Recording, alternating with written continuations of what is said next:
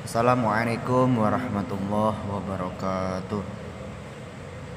Alhamdulillahirabbil alamin wa bihi nasta'in wa la umuri dunya waddin. Wassalatu wassalamu ala asyrofil anbiya'i wal mursalin wa ala alihi washabihi ajmain. Amma ba'du. Alhamdulillah, puji syukur kehadirat Allah Subhanahu wa taala yang mana telah melimpahkan kita rahmat hidayah kepada kita semua sehingga kita bisa bertatap muka jauh melalui online, melalui media telepon dan lain sebagainya, sehingga kita diberi kemudahan, kelancaran.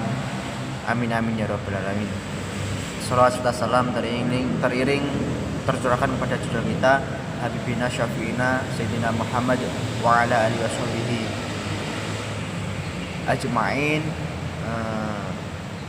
yang membawa kita dari zaman jahiliyah menuju zaman Islamiyah yang insya Allah diridhoi oleh Allah Subhanahu wa taala. Perkenankanlah saya membuka diskusi pada pertemuan kali ini, yaitu tentang yang dibawakan oleh kelompok 1 pada mata kuliah Sosiologi Hukum dengan judul Sosiologi Hukum Max Weber. Di sini mohon waktunya untuk membacakan susunan acara atau susunan kegiatan yang akan kita laksanakan selanjutnya. Yang pertama yaitu pembukaan, dan yang kedua yaitu penyampaian materi, dan yang ketiga yaitu penutupan. Langsung saja untuk mempersingkat waktu agar tidak semakin lama, marilah kita buka diskusi pada hari ini. Semoga diberi kelancaran, kemudahan, manfaat, ilmu yang barokah, dan semangat untuk kedepannya. Ala hadiniya wa lakum yadin sholihah. Al-Fatihah.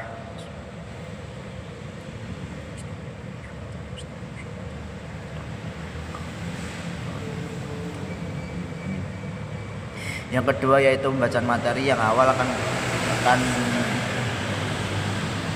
kami baca. Yang kedua yaitu kepada saudara Kudori Sabsudin Yahya, dan yang ketiga yaitu kepada Ami Fatmawati. Untuk yang pertama yaitu tentang biografi singkat Max Weber, dan yang terakhir penutup insya Allah akan ditutup oleh saudari Ami Fatmawati. Langsung saja kepada pembahasan yang awal, yaitu biografi singkat Max Weber. Max Weber lahir di Erfurt, Jerman pada tanggal 21 April tahun 1864. Pemikiran dan psikologi seorang Max Weber banyak dipengaruhi oleh perbedaan antara kedua orang tuanya, yang mana kedua orang tuanya, yang ayahnya itu lebih condong ke birokrat atau tentang politik, dan untuk yang ibunya yaitu malah condong kepada seorang yang religius. Jadi di sini ada dua latar belakang yang saling bertolak belakang antara ayah dan ibunya, dan Max Weber itu pada waktu itu masih bingung bagaimana mau memihak siapa, dan pada akhirnya Max Weber di sini lebih condong dalam karirnya, yaitu condong kepada ayahnya seorang politikus, akan tetapi beliau lebih sering dekat dengan ibunya, dan dengan tidak melupakan ibunya. Pada umur 18 tahun, Max Weber meninggalkan rumah sementara waktu untuk belajar di Universitas Heidelberg. Di sana Max Weber berkembang mengikuti jejak ayahnya, yakni ke arah hukum. Pada 1884 kembali ke Berlin dan rumah orang tuanya untuk mengambil kuliah di Universitas Berlin, yang kemudian mendapatkan gelar doktor serta menjadi pengacara.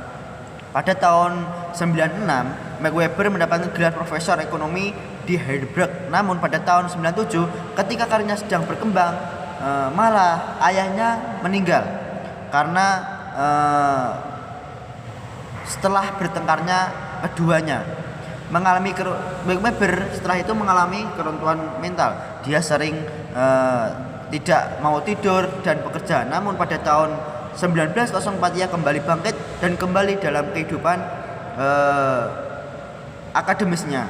Pada 1905 ia menerbitkan buku yang berjudul Protestant Ethic and the Spirit of Capitalism, yang artinya yaitu dalam karya tersebut banyak menyatakan kesolihan ibunya yang diwarisinya pada level akademik. Weber banyak mempelajari agama meskipun dia tidak religius. Yang selanjutnya yaitu B, hukum dalam pandangan Max Weber. Hukum dalam pandangan Weber yakni suatu tatanan yang bersifat koersif. Dalam KBBI, koersif bentuk akomodasi yang prosesnya dilaksanakan dengan menggunakan tekanan, sehingga salah satu pihak yang berinteraksi kepada dalam keadaan lemah dibandingkan dengan pihak lawan. Di sini Weber mempunyai pandangan bahwa hukum itu berkembang secara linier atau sejalan dari masyarakat yang hidup dengan sederhana hingga masyarakat yang hidup berbelit-belit seperti dalam zaman modern saat ini yang dibedakan oleh rasionalitas. Dalam teori hukum yang dikemukakan Weber terdapat 4 tipe ideal, yakni 1 hukum irasional material yang dimana pembentukan undang-undang semata-mata pada nilai emosionalnya saja tanpa merujuk kaidah. Yang kedua, irasional dan formil, yaitu pembentukan undang-undang dan hakim berpedoman wahyu. Yang ketiga, hukum rasional dan material, yaitu kepuasan para pembentuk undang-undang dan hakim merujuk pada bagian kitab suci, kebijaksanaan penggunaan ideologi. Dan yang selanjutnya, yang terakhir yaitu hukum dibentuk semata-mata atas dasar konsep-konsep abstrak ilmu hukum. Hukum yang memiliki rasionalitas yang formal tentu akan memungkinkan penggunaannya yang optimal dan akan dikontrol oleh para ahli secara efektif. Jadi perkembangan hukum menurut Max Weber itu telah melalui beberapa tahap-tahapan. Yang pertama, tahap primitif, pembentukan hukum diawali dengan wahyu ala karismatik. Yang kedua, pembentukan hukum secara empiris. Pembentukan hukum ini terjadi melalui proses teknis yang merupakan hasil karya manusia. Yang ketiga, tahap imposition, yaitu perbedaan hukum oleh kekuatan-kekuatan sekuler. Yang terakhir, tahap profesional, yaitu hukum dibuat oleh orang-orang yang benar mempunyai kemampuan dan di dalam bidang hukum serta menekankan pada sublimas logis dan deduktif.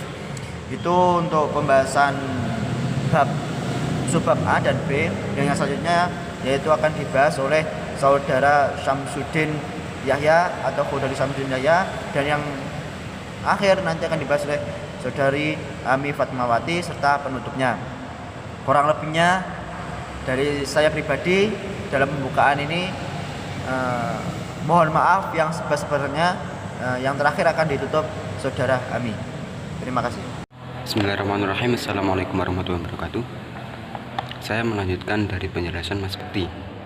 Selanjutnya adalah perbedaan hukum privat dan hukum publik menurut Max Weber.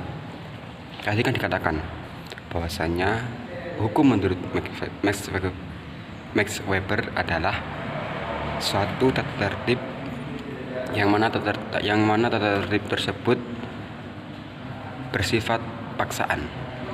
Jadi tata tertib tersebut bersifat paksaan dan mengadakan atau memberikan hukuman bagi pelanggarnya. Jadi yang disebut hukum adalah menurut Max Weber itu yang bersifat paksaan, tata tertib yang bersifat paksaan.